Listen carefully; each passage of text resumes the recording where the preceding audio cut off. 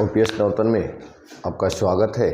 और आज हम लोग पढ़ेंगे श्वसन के बारे में और श्वसन के बारे में जानेंगे कि आखिर श्वसन क्या है और ये कैसे होता है, क्यों जरूरी है और किसे कहते हैं, और इसके सभी कार्यों के बारे में पढ़ेंगे कि आखिर श्वसन क्यों जरूरी है। तो चलिए देखते हैं श्वसन, रेस्पिरेशन। ठीक है, तो इसमें देखिए श्वसन का एक तरीका से समझिए। सबसे पहले श्वसन, आपको ये लगता है कि सिर्फ हम जिंदा रहने के लिए श्वसन मतलब करते हैं, ये बात गलत है। श्वसन से शरीर में ऊर्जा का निर्माण होता है। श्वसन का काम ये रहता है कि शरीर में ऊर्जा का निर्माण करना। अब ऐसा हम क्यों कह रहे हैं, देखिएगा, शरीर हमेशा हमारा गर्म रहता है। क्यों? ताकि ब्लड का मतलब हरदम भ्रमण रहता है। ब्लड जो होता है पूरे शरीर में या पूरे कोशिका में घूमते रहता है। तो सबसे पहले श्वसन का काम रहता है हमारे शरीर में ऊष्मा और ऊर्जा का निर्माण करना। पहली चीज, एक उदाहरण के तौर पर देखिएगा, व्यक्ति मर जाता है तो उसका शरीर पूरा एकदम पाला सा हो जाता है, ठंडा हो जाता है, और उसकी हड्डियाँ कुछ देर के बाद मुड़ती ही नहीं है, यानी उसमें ऊर्जा नहीं बन रही है, ब्लड का सर्कुलेशन नहीं हो रहा है, ब्लड आवागमन नहीं हो रहा है। ये चीज़ यहाँ से समझिएगा। ठीक है, तो आपको उम्मीद करते हैं कि ये चीज़ समझ। श्वसन का कार्य जो रहता है वो शरीर में ऊर्जा का निर्माण करना, ऊष्मा का निर्माण करना, ये चीज़ यहाँ से सीखे। फिर देखते हैं एक आता, ये तो श्वसन के बारे में आता है कि इसका कार्य रहता है ऊर्जा का निर्माण करना।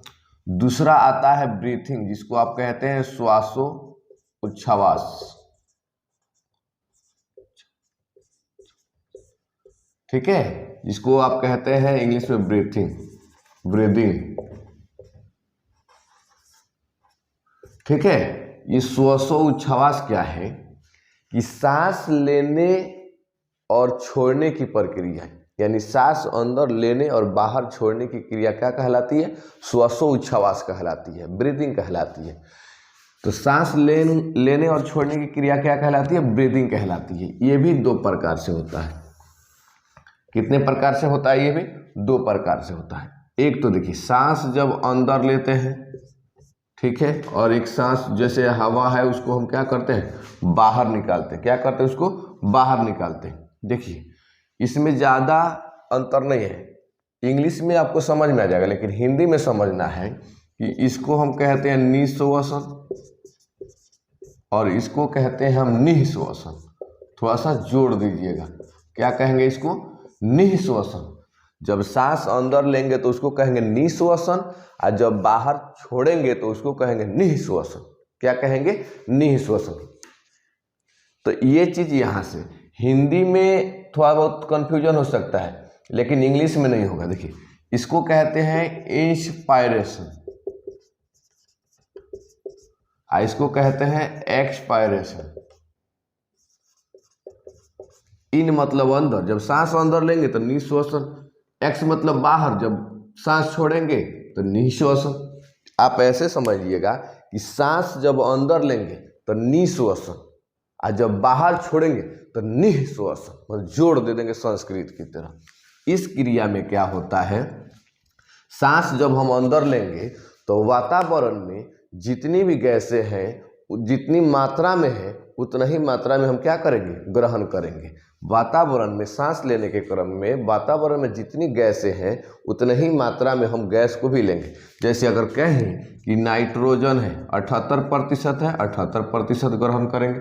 ठीक से ये चीज। उसके बाद ऑक्सीजन है, ऑक्सीजन को हम कितना लेते हैं? जैसे अगर कहें कि ऑक्सीजन को हम 21% लेते हैं। फिर CO2 को कहें तो इसको कहते हैं 0.03%। मेरे कहने का मतलब है कि वातावरण में जितनी गैसें हैं उतना ही मात्रा में हम ग्रहण करेंगे तो उसको सांस लेना कह देंगे। लेकिन इसमें आएंगे तो कुछ बदलाव होता है। ये तो निःश्वसन के अंदर आए। जब सांस अंदर ले रहे थे तो हम सांस उतना ही लेंगे जितनी बाहर वातावरण में गैसों की मात्रा रहेगी। लेकिन देखिए, नाइट्रोजन अगर 78% लेते हैं तो छोड़ते भी 78% है। ठीक है, O2 ऑक्सीजन जो है आप 21% लेते हैं तो इसको लगभग 16 या 17% हम ग्रहण कर लेते हैं, मतलब छोड़ने का काम करते हैं। फिर जो है कार्बन डाइऑक्साइड है, इसको 4%। यानी अब जो यहाँ मात्रा हम जितना मात्रा में ले रहे थे और बाहर निकालेंगे तो और नाइट्रोजन को बाहर निकाल देते हैं, ऑक्सीजन को क्या करते हैं 17% ही बाहर निकालते हैं, ये 4% हम रोक लेते हैं अपने श्वास लेने के लिए, वो सांस लेने के लिए। और वो CO2 है उसको कितना प्रतिशत निकालते हैं 4% निकालते हैं, ताकि ये हमारे लिए खराब है तो इसको हम बाहर निकाल देते हैं। तो ये चीज़ है, लेने का परसेंटेज ये और बाहर फेंकने का प्रतिशत के रूप में, ये परसेंटेज के रूप में इसको जानेंगे। अब क्या होता है कि कुछ चीजें जैसे आपको श्वसन अंग के बारे में पढ़ेंगे, किसके बारे में पढ़ेंगे श्वसन अंग के बारे में, आप ऐसे लिख लीजिएगा श्वसन अंग। श्वसन अंग में लोग डायरेक्टली ये कहते हैं कि सांस किससे लिया जाता है, तो नाक से। ये गलत बात बोलते हैं। सांस हम फेफड़ा से लेते हैं। सांस हम किससे लेते हैं, फेफड़ा से लेते हैं। याद रखिए चीज, सांस हम फेफड़ा से लेते हैं, नाक से नहीं। नाक जो है एक द्वार है, मार्ग है, श्वसन मार्ग है, श्वसन अंग नहीं है। श्वसन अंग पूछेगा तो फेफड़ा है, और श्वसन मार्ग पूछेगा तो नाक है। ये रास्ता है, सिर्फ इससे ज़्यादा कुछ नहीं है। तो देखिए विभिन्न प्राणियों में जैसे स्तनधारी है, स्तनधारी जो अपने बच्चों को दूध पिलाते हैं, ये जो सांस लेते हैं, जैसे लेते हैं तो फेफड़ा से लेते हैं। पक्षी भी सांस लेते हैं तो भी फेफड़ा से लेते हैं, ठीक है। दूसरा याद रखिएगा, जलीय जीव जैसे मछली हो गई तो ये गिल्स से सांस लेती है, या फिर कोलोम से, या फिर गलफड़ से, ठीक है। तो जो जलीय जीव होते हैं वो सांस किससे लेते हैं, गिल्स से, या कोलोम से, या गलफड़ से, ठीक है। एक ही चीज ये है। और स्तनधारी जो होते हैं वो किससे सांस लेते हैं, फेफड़ा से। तीसरा जो है वो कीट होता है, और कीट जो सांस लेता है एक ट्रैकिया होता है, और ये ट्रैकिया के द्वारा ही कीट सांस लेते हैं। तो हम आपको बता रहे हैं कि ट्रैकिया क्या है। जब फिगर हम बना रहे हैं फेफड़ा का तो हम आपको बता देंगे। ये जो यहाँ है ना, ये वाला पार्ट यहाँ से जो अलग अलग बांटने का काम करता है, यहीं पे ट्रैकिया, फिगर बना रहे हैं तो आपको समझा रहे हैं। चौथा जो है वो मेढक, इसको याद रखिएगा, मेढक। मेढक न है, सामान्यतः तो लोग कह देते हैं कि मेढक जो है कॉकरोच भी ले लेता है त्वचा से सांस, लेकिन सामान्यतः तो लोग मेढक को कहते हैं कि त्वचा से सांस लेता है, जो बिल्कुल गलत है। देखिए मेढक 3 तरीके से सांस लेता है। 3 तरीके क्या है कि पहला टेडपोल अवस्था में, टेडपोल अवस्था में जब छोटा छोटा रहता है, देखें ना, जिसको आप बैंक्सी कहते हैं, छोटा छोटा कूद करके कोई इधर चला जाता है, नाली वाली में से कूद करके चला जाता है, तो उसको बचपना अवस्था कहते हैं। उसको कौन सी अवस्था कहते हैं मेढक की, बचपना अवस्था कहते हैं। इस बचपना अवस्था में मेढक जो होता है उसको टेडपोल की अवस्था कहते हैं। क्या चीज़ कहते हैं, टेडपोल की अवस्था कहते हैं। तो उस टाइम ये सांस जो लेता है वो ट्रैकिया से लेता है। कैसे लेता है, ट्रैकिया से लेता है। ये चीज़ आप ध्यान रखिए, किससे सांस लेता है, ट्रैकिया से लेता है। दूसरा, जब ये थोड़ा सा बड़ा होता है, जब बड़ा रहता है तब ये जो सांस लेता है और फेफड़ा से लेता है। बड़ा होता है तो किससे सांस लेता है, फेफड़ा से लेता है। लेकिन जब निष्क्रिय अवस्था में हो, निष्क्रिय अवस्था कहने का मतलब क्या है, जब मिट्टी के अंदर हो, तब ये सांस किससे लेता है, त्वचा से लेता है। बहुत महत्वपूर्ण पॉइंट है। जब बचपना अवस्था में रहेगा तो वो ट्रैकिया से सांस लेगा, ताकि कीड़ा मकोड़ा, ट्रैकिया इसको ना कह करके, इसको ऐसे समझ, जलीय जीव की तरह रहता है। छोटा छोटा जब रहेगा तो ये समझिए कि आपका जो सांस लेता है वो गिल्स से सांस लेता है। किससे सांस लेता है, गिल्स से लेता है। यानी बचपना में ये मछली के समान रहता है छोटा छोटा, तो ये गिल्स से सांस लेता है। गलफड़ को लोग उसको एक कह देंगे। अब बड़ा जब रहता है तो फेफड़ा से सांस लेता है, यानी पृथ्वी पर रहेगा तो, धरती पर रहेगा तो, और जब धरती के अंदर रहेगा जिसको निष्क्रिय अवस्था कहते हैं, तो यह जो सांस लेगा किससे सांस लेता है, त्वचा से सांस लेता है, ठीक है। ये चीज हम यहाँ से सीखे कि सांस लेने के लिए ये बात जो बताई गई है ये श्वसन अंग है। अभी भी हम कह रहे हैं, हम सिर्फ श्वसन अंग बताए, श्वसन मार्ग नहीं बताए। मनुष्य जो है वो सांस जो लेता है वो फेफड़ा से लेता है, नाक से नहीं लेता है। नाक श्वसन मार्ग है, जबकि फेफड़ा श्वसन अंग है। दोनों में अंतर है, इस बात को हम बार बार आपको बता रहे हैं। तो ये चीज यहाँ से देखिएगा। अब आगे जो हम पढ़ेंगे वो श्वसन मार्ग के बारे में पढ़ेंगे। किसके बारे में पढ़ेंगे, श्वसन मार्ग के बारे में पढ़ेंगे। स्क्रीनशॉट आप इसका ले लीजिए। अब देखिए, थोड़ा सा अगर हम एक तरीका से कहें कि ये वाला जो है ये हम बना दे रहे हैं, थोड़ा सा चित्र आपको मतलब दिखाने के लिए। उम्मीद करते हैं कि आपको मतलब ये कट नहीं रहा होगा, लेकिन फिर भी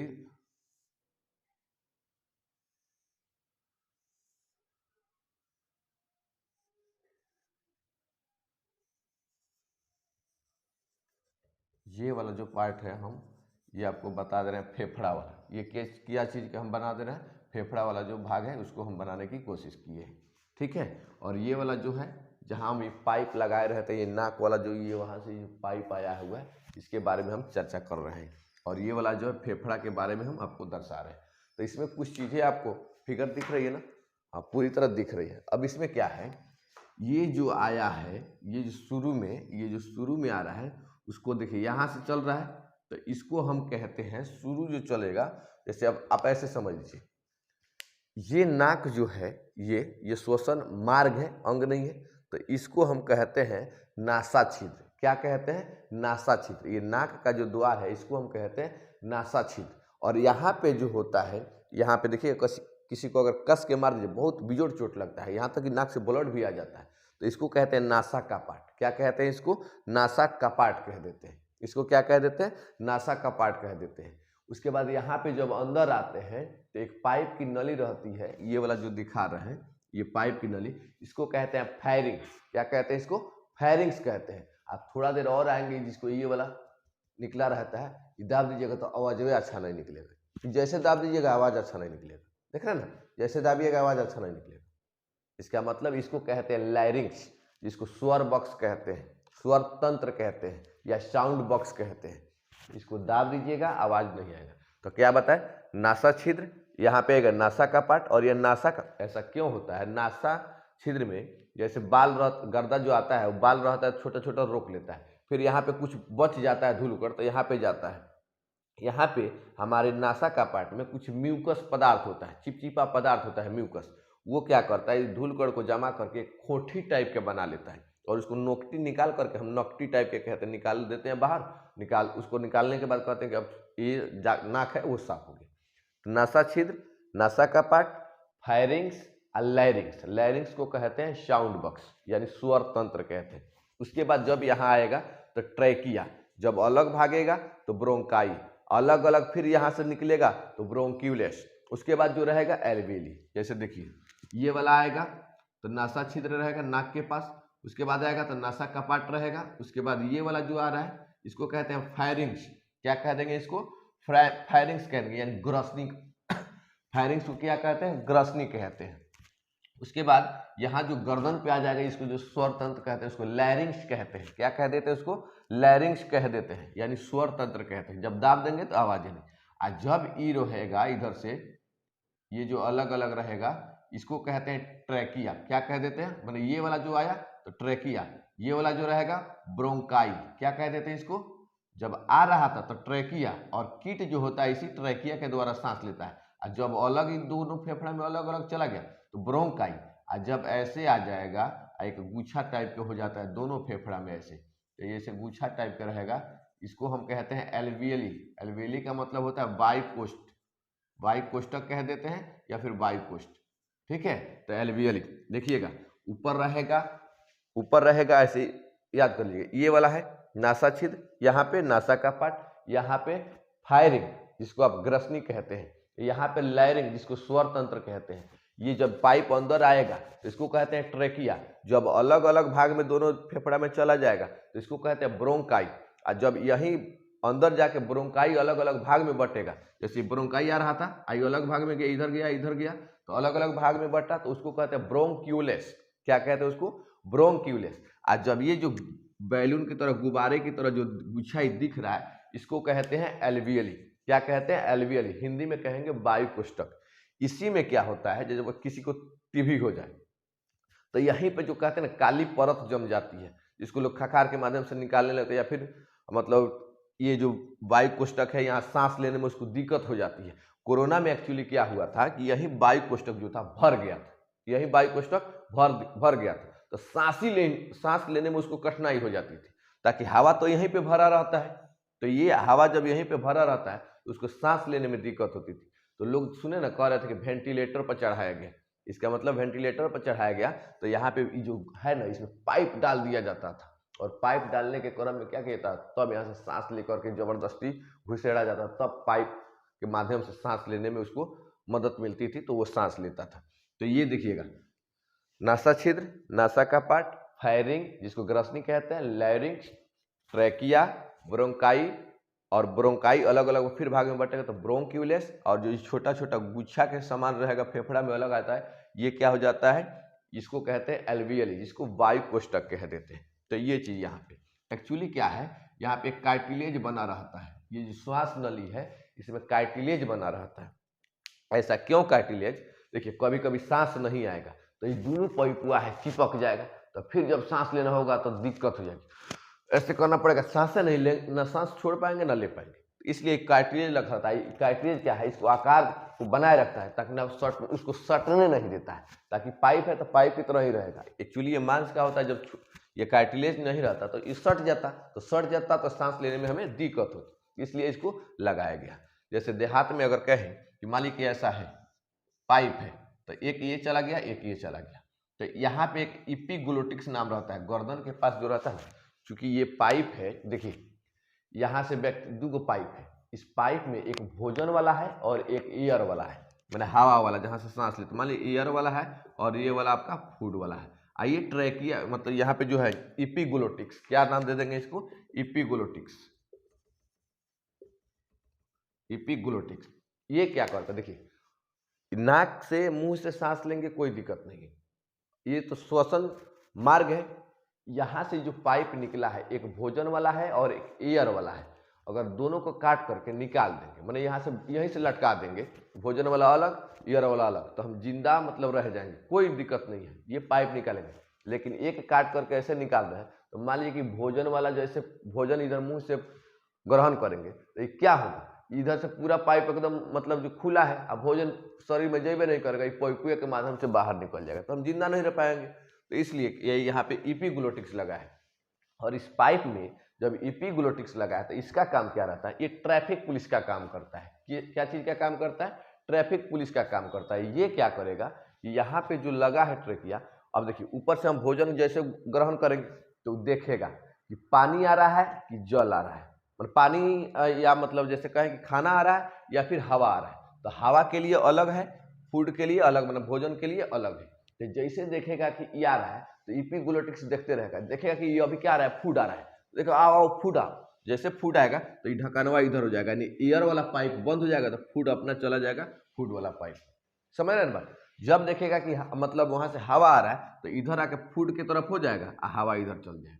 कभी कभार क्या होता है, ये हमारा तंत्रिका तंत्र कुछ सोचते रहते हैं, फिर खाते रहते हैं, पानी पीते रहते हैं, तो भोजन अब पानी बदलाव हो जाता है। कभी क्या करेगा कि एयर वाला पाइप में भोजन आने लगता है, तो इपिग्लोटिक्स देखता है, उस टाइम तो मेरा मस्तिष्क सोच रहा था तो कुछ और है, तो ये देखता है भोजन जो है वो हवा वाली नली में आने लगता है, तो देखता है इपिग्लोटिक्स ये कहाँ है, तो जोर से धक्का मारता है, ये पाइप जो नीचे रहता है वो जोर से धक्का मारता है और मस्तिष्क को याद दिला रहा है कि इधर कहाँ आ रहे हो। ये भोजन वाला द्वार जो अलग है, तो एयर के दरवाजे पर भोजन क्या कर रहा है कि धक्का देता है, क्या करता है, धक्का देता है, तो हिचकी आ जाती है, तो लोग झूठ के कह देता है कि कोई मनाने वाला है या फिर कोई याद करता है। एक्चुअली हम किसी को याद करते हैं, कोई हमको याद नहीं करता है, तो ये वाला जब रास्ता अलग होगा तो दिक्कत हो जाएगा। अगर मान लीजिए फूड में एयर चला जाए, एयर में फूड में, तो थोड़ा सा दिक्कत रहता है, तो यहाँ से ये चीज देखा जाता है। तो झूठे लोग कह देता है कि हिचकी आ रही है तो कोई हमको याद करे, कोई आपको याद नहीं करता है, आप उसको याद करते हैं। एक्चुअली हमारा तंत्रिका तंत्र काम सोच रहा है कुछ और, लगातार खाते जा रहे हैं, तो ये चीज यहाँ से सिखाया गया।